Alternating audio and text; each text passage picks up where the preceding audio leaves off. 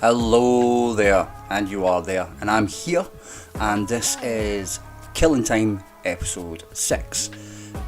Today I want to have a little look at what I call Schrödinger's argument in terms of not only Luke Mitchell's advocates but his supporters as well.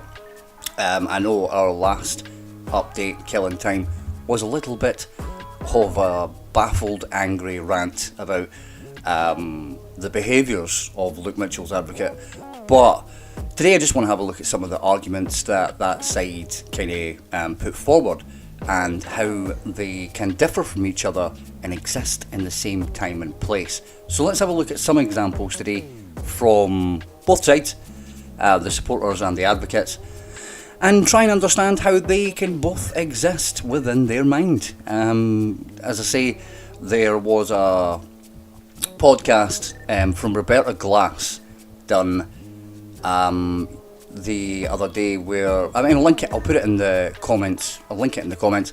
Don't want to go over everything she said, but one point she did make kind of got the brain kicking in for this video, so maybe we'll start with that example and we can go from there.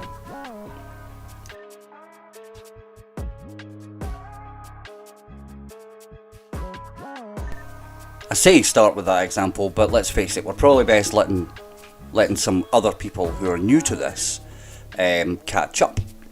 So over the past couple of months, we've been looking at the Luke Mitchell's advocates, his side and his defence, so to speak, in terms of his innocence, and looking at the inconsistencies, the lies, and we did look at one from Scott Forbes involving an untested knife.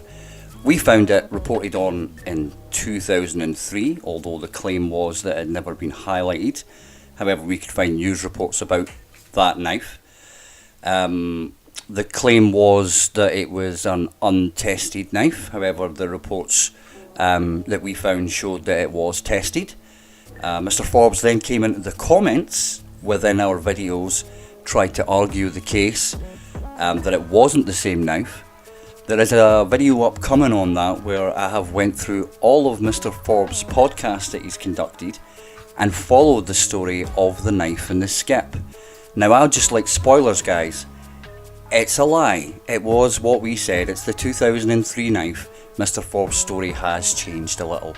And even the comments on our video, Mr. Forbes then came back, deleted a comment, added a new comment, accused us of trying to get people attacked, which is rather ironic considering Mr. Forbes' behaviour. What's it says? Projection. So that's nonsense. But anyway, upcoming video on that, because I have to be honest, Mr. Forbes really does like talking, and sometimes he should maybe realise when he's went too far with information and not covered what he said before, which is the point in this video, so we'll give some more examples as well. But that was Mr. Forbes, so that's where we're up to just now on that one.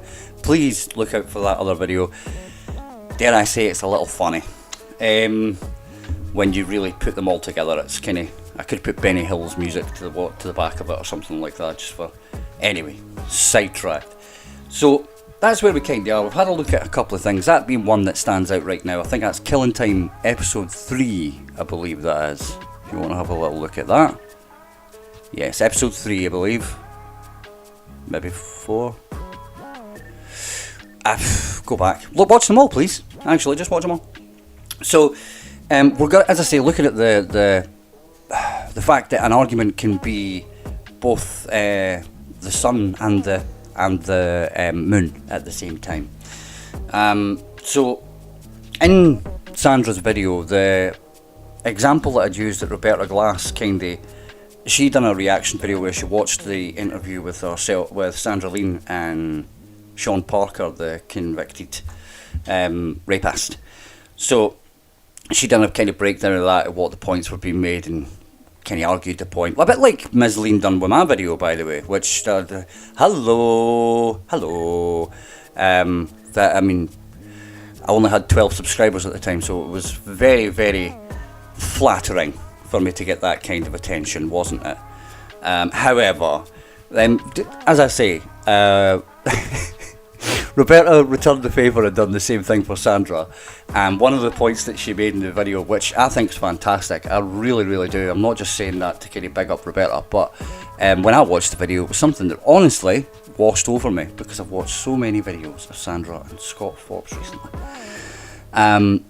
However, it was about Luke being moved back to Shot's prison. In it, obviously, Sandra has stated, and she stated in the video and she stated it before, but the words she used in the video were that it was perfectly legal, so I'm quoting here verbatim, perfectly legal what he did, perfectly legal what I did. There you go. So it was perfectly legal what Luke did, it was perfectly legal what Sandra Lean done. Now, we've done a video on this, and we know that what the rules are and regulations are for prisoner communication. So we can just knock that right out of the way. No, it's not true, right? It's not perfectly legal. But regardless, during the actual video itself and talking with Mr. Parker, what Sandra Lean had said was that she had made Luke aware before those were released, there could be issues. So she said, you know what the consequences could be?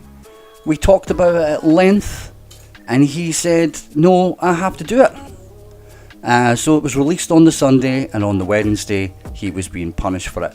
So she had a prior conversation with Luke Mitchell to say, look, you know this could cause you problems in the future, and there might be repercussions because you're doing this. And Luke said, it's fine, I need people to know. And then everybody was surprised when Luke was punished, and somehow it was perfectly legal, but you had to warn him about the consequences of him doing it beforehand. Why? How can those things exist at the same time? How can it be perfectly legal, but you have to warn them? Why were you warning them? Because you knew that it was wrong in the first place. Otherwise, there'd be no warning. There's not a warning for, like this, like they'll make up a rule to punish you. Because that's not the case. And if you're trying to make out, Ms. Lean, that that's the case, honestly, you do not think a lot about the intelligence of your followers. Mind you, I'm starting to think the same looking at some of this, to be honest. The great argument that I find Ms. Lean can do, which is amazing as well, is during the video with Sean, Mr. Parker. Sorry, that's me just putting on a voice because he's a criminal and I'm being really facetious. During the conversation with Mr. Parker, he'd actually asked her, what is the position of Jodie's family? Now she said, quote, Jodie's family are utterly 100% convinced Luke is the killer. I believe that was the work of the police, not only at the time, and we know the police lied to them. So, what's the status of Jodie's family? Or they think that Luke's innocent, they think Luke's guilty because the police lied to them.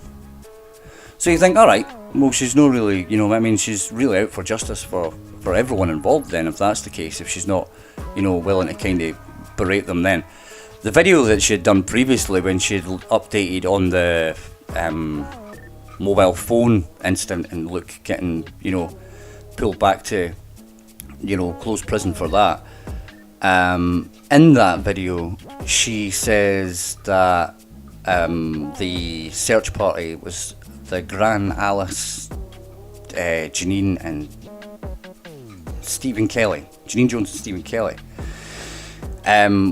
She actually said that they had went looking for Jodie before she was reported missing, inferring that they had lied and that it was all set up and they were supposed to be down there, it was all kind of pre-arranged. And also in the video said about how they changed their statements over the month after the murder itself.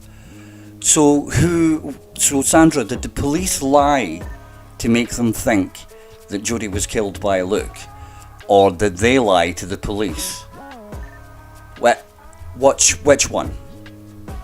Which one, Sandra? Did they lie to the police, therefore making them a guilty party? Or did the police lie to them? Or did they both lie to each other and somehow came to the same conclusion? So what makes you think they're innocent and then the police are to blame for lying to them? No sense whatsoever. And again, the word I like to use, bollocks.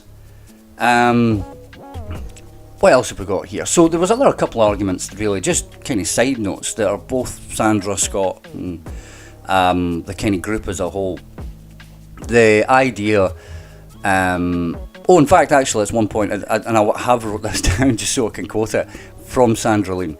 Quote, "Avoid wild speculation, because then that turns us into as bad as the mainstream media." Want to tell Scott Forbes that, Sandra? I've read a lot of stuff on Twitter where not only backs up wild accusations from Luke supporters, he then goes on to talk about people who have suffered sexual abuse, going on to mock people involved and say some out there things with nothing to back it up. You continue to keep Scott at your right hand when this behaviour is prevalent. Now we see as well Innocence Fraud Watch. If you've not looked at Innocence Fraud Watch, the blog on Twitter, I think they're on Facebook as well. They've got a lot of stuff when it comes down to the daily kind of behaviours as well of these two, because they're keeping up to it a lot more than that I am myself. They're really across it. But not only this case, a lot of the other cases that we might cover in here as well, like the likes of Simon Hall and whatnot. Go and have a look at the Innocence Fraud Watch on Twitter and Facebook. Honestly, guys, you'll catch a lot of the behaviours that I'm not going to be making videos about because I'd be here every second day.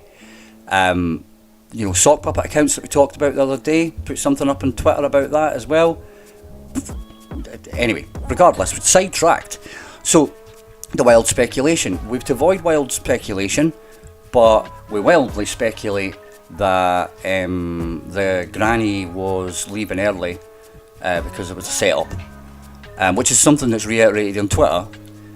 She went on to talk about some of the examples that she'd seen on Twitter, don't share this, don't share that, something about Dobie, the police officer, being in the house before Luke found the body and all this nonsense, and she's dismissing that, but at the same time promoting this bump. And it is bump, it really is. What else have we got here? The idea, by the way, that Luke Mitchell was being psychologically tortured by being put in a prison with less restrictions. What? Psychologically tortured by teasing him that he might be getting a little bit more leeway. I don't know how you even get to that. It's not even a case to the Schrödinger argument. How does that even make sense? Anybody, you are going to be let into a little bit more of an open prison, and we're going to sometimes, let you, we'll come out with you and let you get some time outside. Oh, psychological torture! That's psychological torture, so it is. Bump. The samples, that's one of the arguments that I wanted to talk about. So the samples that have been untested, did they even exist? But the samples that haven't been tested, of course, what the big thing is, obviously, if they don't have enough materials, then not both sides will be able to test for it, which I don't think that's based in science. However, I won't go into that because that'll take too long. But the samples weren't tested. However, if we look at the accusations made by Luke Mitchell supporters, we can, I think it was up to 5 different males' DNA. So what was tested if we've got all this DNA, guys? If we've not tested these samples, what was tested so we could find the other 5 strands of DNA? Were they tested? Was stuff tested or was it not tested? Do you have DNA from other males, or was the stuff not tested? All these arguments have two sides to a coin and somehow exist in the same time and space in their heads. If anybody can explain any of these, and can he play devil's advocate, bash on. Please do. Let's have a look at a couple of other ones, and we might do a quick comment corner. So the next couple of examples, although they do, in my opinion, fall under that, both sides of the coin Schrödinger argument kind of there, it also could probably be explained away under a little bit of hypocrisy. One thing that Sandra Lean had commented on and continues to comment on is the lack of humanity that anyone feels for Luke Mitchell. Now bear in mind, Luke Mitchell at this point has been found guilty and convicted of a murder. So I find the humanity thing a little bit kind of, clutching at straws in that sense, because there's going to be a lot of people out there, let's face it, that say he doesn't deserve it because he's a murderer. And on the face of it, from what we see here, he's a convicted killer. So yes, we'll go with that. However, the idea that, we should have some form of humanity and feelings, empathy towards Luke and his plight, while Sandra keeps in the company of people who regularly promote lies on social media, on Twitter, through memes or copy and paste pictures, screen grabs or whatever, shared between people who often share the misinformation from Ms. Lean and Mr. Forbes, but then also add to it. There is a lot of, it's third party information. You know how it works. There used to be games when you were younger where you would do that. You know how it comes out at the end. It's very rarely what it started with on the first conversation. So the idea that there's humanity behind that, but there's all these people doing all this stuff, which walk in the same circles. Ms. Lean's kind of people, so to speak. A lot of them are friends on social media, but we know how social media works. You're not really friends. You're just, you know how that works, representatives and whatnot.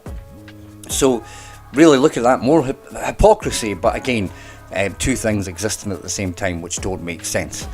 I suppose, what I do find quite entertaining, I think is a word for it, is Miss Lean always seems to give the game away. She did give the game away, I suppose, but better explanation is when she explains certain things, it does seem it more relates to her and Mr. Forbes' antics than anything else. Again, maybe that's the projection thing. She did say that people had been slipping up and they were, letting, basically that they had forgotten what they had said and they were letting things slip, really, because they'd forgotten the lies. I will go on to show that is the case for Mr. Forbes, definitely, and I believe Ms. Lean have shown a little bit today, and will continue to show them that, their own conversations contradict each other if you really listen to what they're saying. So, it's all about that. And for me, Ms. Lean she would be a good poker player, because she has quite a lot of tells in the way she speaks. I can, in all honesty, because of the amount of stuff that I've been watching recently, I can comment along with Ms. Lean to when she's going to go down with the furrowed brows, look through the glasses, when we're going to get a big smile, when the head's going to go to the left hand side. It's all quite predictable. Usually the smile comes when the smile comes when the point's being delivered. So whatever you're supposed to be aggrieved at, that's when she'll smile. There's all these little things, little patterns, which, again, I'm not a body language expert, but I do play a little poker. So, as I say, there's some tells there for me. I really, truly do believe that she drips in sincerity. I did say that in the last video, and I do believe it because she was able to come across as quite polite, quite educated in a sense, if you don't listen to the actual substance, but delivers it in quite a way that is quite welcoming, seems quite approachable, that kind of thing. But the reality is, when you look at the context of what's being said and the antics that, the behaviours that are being carried out, that paints a very different story.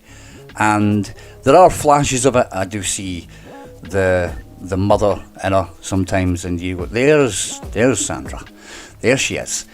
So yeah, I don't believe it's like the as I say, social media friends. They're not really friends, it's representative, and I do believe that's what we're getting when Ms. Lean does her little chats as well. I don't believe that's her at all, and I think she's a bad liar. So that's just me.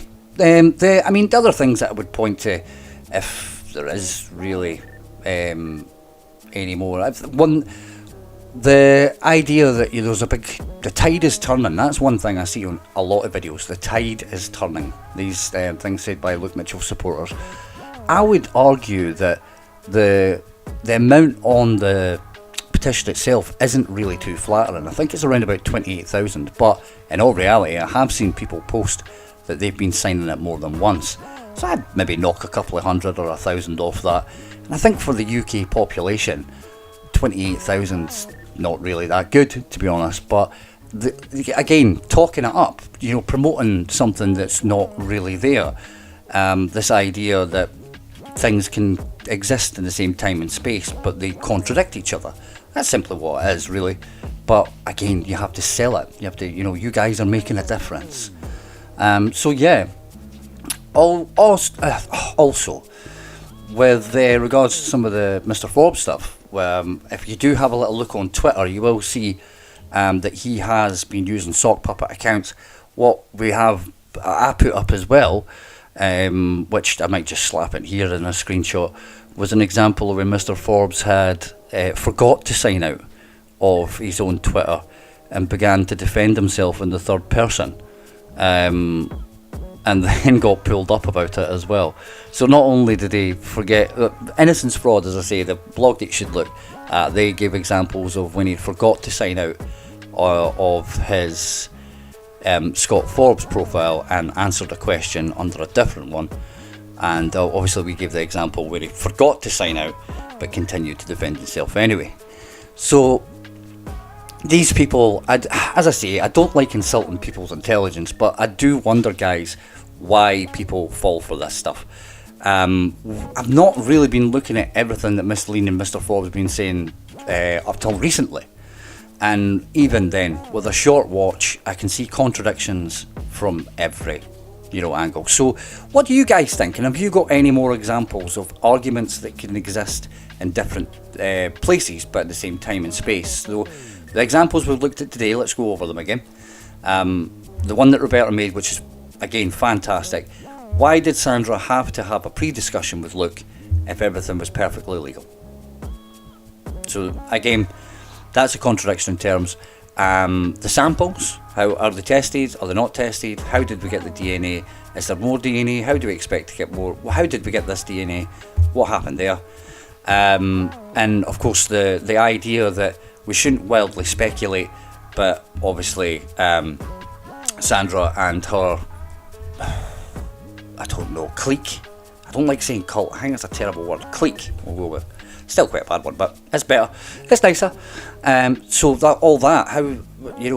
how does that behaviour then match up with the wild speculation and the worse than me? And for me, they're bullies. I see it on my videos. I see the downvotes. I see the remarks. I see the stuff getting shared online. And that's the way it works. I did have a comment from someone towards the start of when we started doing this, who thanked me for highlighting it and pointed out that they had actually been told to stop and threatened. So that's, again, I'm not saying that Sandra the threatened her or Scott the threatened her. Absolutely not, because I've no proof to back that up whatsoever. But Luke's army, as they say, had threatened her to stop. So again, that's kind of the behaviour that we've got. You can't really be all nicey and then this stuff's happening behind the scenes. It's a falsehood. It's a lie. Let's just really boil down to what it is. It's a lie. The whole persona, everything that goes with it. The idea, the profession that Scott Forbes does, it's a lie. So again, guys, he's not a lawyer, he's not a detective. Let's stop being silly now. So What do you other guys? Sorry, really, again, tangents and sidetracks there. What other examples can you guys come up with in terms of contradiction? What ones have I missed? What ones really should have stuck out in your opinion to me? Just give examples below. Also, what do you think of the examples we've given? How do those work? Can anybody play devil's advocate on any of those points whatsoever? What we'll do is we'll have a quick comment corner and we'll do a little wrap up, and that should be us for today, guys.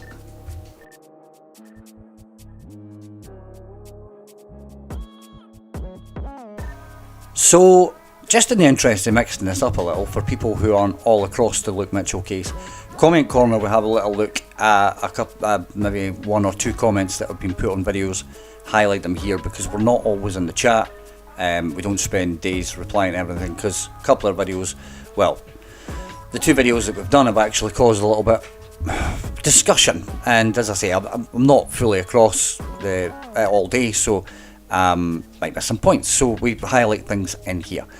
I'll just say very quickly, but this isn't in any way meant to be nasty. There was Eric Olsen. Eric, if you are listening, I wasn't saying that Chris Benoit had rabies. There was a reference to his name being the rabid Wolverine. So I don't know if you were being sarcastic or you actually were generally worried. I thought that it was rabies that made him do it, but no. He was called the rabid Wolverine when he was a wrestler, so that's why it's called rabid. Yes, as I say, I don't know if that was a serious one, but anyway, was actually on the Benoit video. I wanted to have a look at a little comment, and it came from, let me find it again here, came from Jay, JC Genocide. Well, that's quite a alliteration in the name there, I like that. He said religious extremism caused Benoit to lose it. I wouldn't argue the case that might have been involved, in all honesty. I do think that there was an element of obsession with Benoit when it came to a lot of things, and I do think religion, especially towards the end, was one of the things that he did focus on. I suppose you can see that in the looking at Prophet Elijah and with the Bibles being put beside Daniel and Nancy's body. But there definitely was an element there. There was another thing that I had found but I couldn't confirm in terms of highlighted passages within a Bible, but I couldn't confirm all that. But there definitely, as I say, yeah, I'm in agreement. There was, it's not a cause, it's not a reason, it's not a get out of jail free card, but there was some kind of obsession there with that. I know Benoit he was very tough on himself anyway. There was another comment that was on that video not long when it first went up about how when he had blew like a move in the ring, I believe it was with it was Chris Jericho, they said, that he had, made himself do, I think it was around about, a couple of hundred squats or whatnot to kind of punish himself. So it was definitely an obsession kind of thing there. It's all about really when did that start as well, because with the CTEs and the head injuries, the change in what would be personality, when did the obsession kick in as well, or was he always just a bit obsessive compulsive? It's a good question, but I wouldn't dismiss the religious extremism being a part of it. I totally wouldn't. And really, I probably should have kind of mentioned it more myself, so thank you for that one. So yeah, that wraps up Comment Corner. If you guys have any comments in the future, we might look at them in this. Just leave them below, whether it be about a case that we've done, whether it be about a case that you think we should do, or something related to anything, really. We can line up, maybe we'll have some random, what's your favourite cocktail? I don't know. I don't know. Just something absolutely random. Tell me something absolutely random about yourself or the world. Why not? But yeah, as I say, that'll wrap up Comment Corner. We will do a wrap up, and I'll let you guys get on with the rest of your day.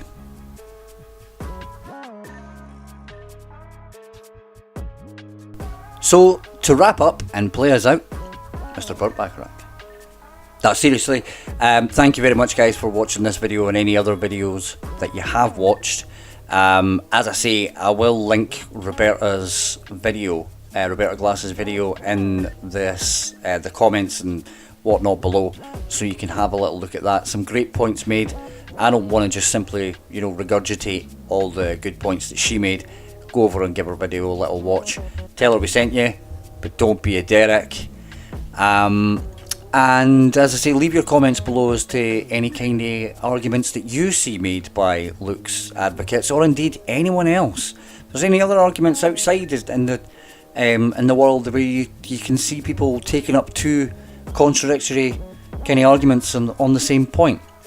Schrödinger's argument. Is there any other examples you can give? Also, what do you think of the examples we've given? Can they exist at the same time? How can, I won't go over them again, we've spoke about them in length anyway, but how do you feel about those? Also, just to give you a little update, we've got obviously the psychology video coming up, but what I was thinking as well, there's a lot of people here who came in from the Benoit video. Hello folks, thank you very much for sticking around. I imagine those guys probably aren't in the weeds when it comes to this case and might want something a little bit more digestible. So I will do another video. I'll probably make it another one of the more celebrity videos or a more well-known case just now, just for people to kind of chew on for now whilst we have other updates coming up. Killin Time, a lot of it seems to be focused on this right now, but hopefully that can calm down and it's more just a channel update, but you never know. And we can separate all that. There are other things coming up. We've got our videos looking at the evolution of certain claims as well. Look for that. Quick cuts, which will be shorter videos as well. That'll be coming up. And that's about it, I think. So yeah, if you could guys, please, what I would ask is go across to Facebook and Twitter to have a look at Innocence Fraud Watch. Give you a good idea, not only certain things that I've not covered in this case, but other cases where the people involved relate and, walk in the same circles as well. And also you'll see quite a lot in terms of repeated patterns and techniques and everything else.